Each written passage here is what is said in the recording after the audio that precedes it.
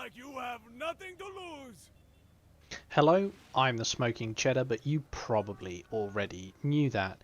Welcome to another episode of A Officer Spotlight. This week we're looking at the new officer, Cavalier, and just exactly how broken is this guy? Well, spoiler alert, extremely broken. Now, if you've not seen these episodes before, what I do is I grade the skills 1 to 5, going left from right, starting with the tactical skill and ending up with the awakened skill. I give a overall score at the end of that, and then I discuss some ways in which we can use the officer. But today we're looking at Iron Cavalier, as I said, the tank field defensive officer. Let's just see how good he is, shall we? We'll start off with the tactical skill as always. Iron Wall grants this officer's troop a shield coefficient of up to 2000 for 4 seconds. If this officer is in a super heavy tank troop, increase the officer skill resilience by up to 30%. That should give you some indication of what unit you should be targeting him on. And of course, naturally, we do love a good 2000 coefficient, and we do love the fact that that is giving us something extra on top. That's a 5 all day long. We'll move on to Steel Core, the second skill. Increases the officer's HP of the tank or helicopter by up to 40%. Now, this skill is now a fairly common skill. As a result, it will be graded as such. So don't take the grading of a 3 for this skill to mean that it is a bad skill. It certainly isn't. It's a very good skill. It's a good trainable skill. Everyone should enjoy a skill like this.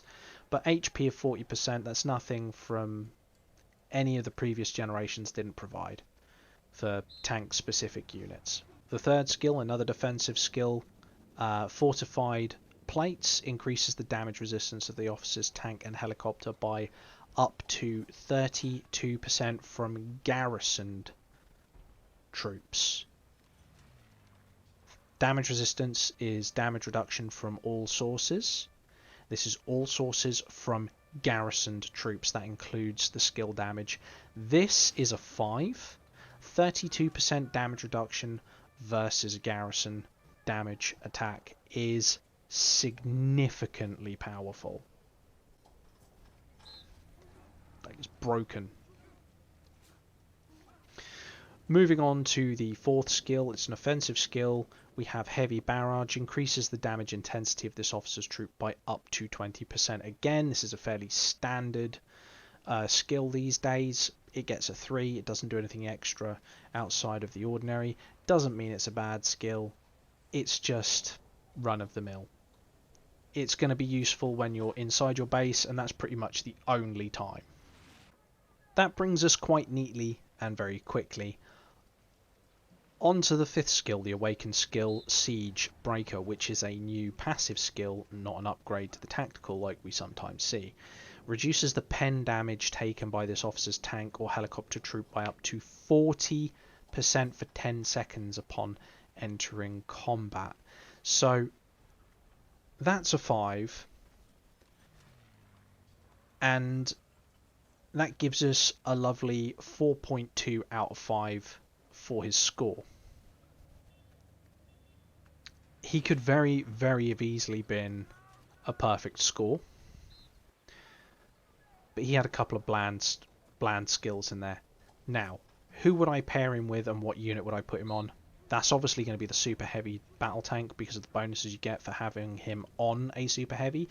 But don't get me wrong, you could still use this guy on an MBT. It just wouldn't be particularly effective unless you're specifically gunning for the Siege Breaker skill. At which point you do have to ask yourself, is it worth me using this officer on an MBT when I could use, say, Steel or Uncle? Obviously, he'd get paired with Svalin. And I'd probably put Iron Cavalier in as captain, have the better shield, get the skill resilience out for 4 seconds as quickly as possible. and then have This is my home. Svarlin's shield top it up afterwards. And obviously, with the pair of them awakened, you're also getting this ability. Whenever the HP of the officer's tank or helicopter falls below 20% in combat, increase the damage resistance by 50%. If this officer is a super heavy tank troop, the damage resistance is increased by a further 30% for 10 seconds. So not only are we negating 40% of penetration damage taken for 10 seconds at the start of combat, we're also negating up to 80% of overall damage at the end of combat as a potential, 80% as a potential, for another 10 seconds. Now, we've all seen this guy pop off his skills in L4 in silver and low gold, where he just absolutely will survive for 5 seconds with that 80% bonus. Because the attacking the base that is being attacked doesn't have enough penetration or enough damage output to just simply sink him that quickly, or enough damage intensity to overcome the damage resistance that's being applied. Survive and keep on fighting. This specific skill is going to enable players who have a super heavy already to have him and then Svarlin in as the aid to drive your base right up to an enemy base, go straight door to door and just start knocking. This is going to give you a base-to-base capability that was previously only held by infantry blobs, let's be fair. So it's nasty. It's nasty. I'm a bit shocked that they've put this in the game with the constant flip-flopping of we need more attack, we need more defense, we need more attack and more defense, rather than just addressing the game mechanic in its entirety, as I suggested in a previous video to the devs. But it is what it is. It will continue to flip-flop indefinitely, just like every other MMO in existence.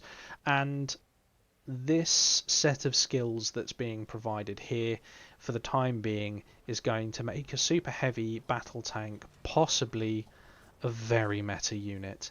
If you have the capacity, just even 2 or 3 artillery pieces to go up to someone else's base in a restricted L4, so you're roughly the same level, you're going to be able to completely crush the opposition, because they're just not going to be able to kill you fast enough.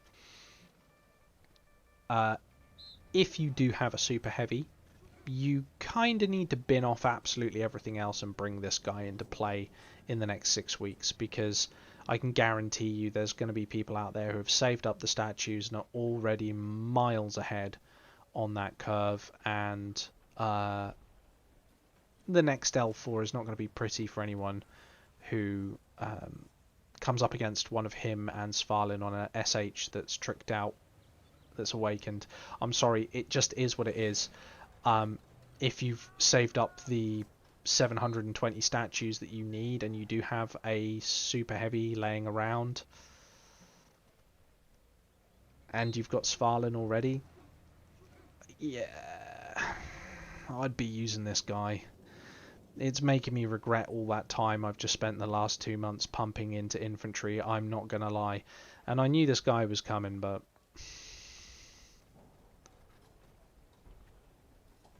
seeing it on paper and then seeing it when it's in the game, you're just like, yeah. There's not really a lot that I can say that's going to make you want to go out and get this officer more. You either have a super heavy or you don't. I wouldn't really recommend it on an MBT. Yeah, sure, it'll be good. This guy is going to be absolutely nuts in the arena. Like,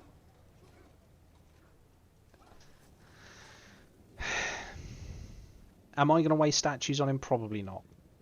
Could I use him? Only in arena.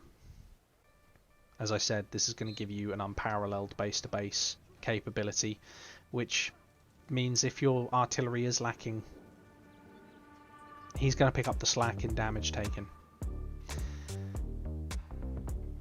I've been the Smoking Cheddar, you've been very patient. This has been a new officer spotlight for one that was released this morning, and I've been dying ever since I got to see him earlier on today to talk about him. and I can't really say a great deal because he's just too damn good. He's a 4.2. I do not want to see this officer sitting outside my base. I just don't.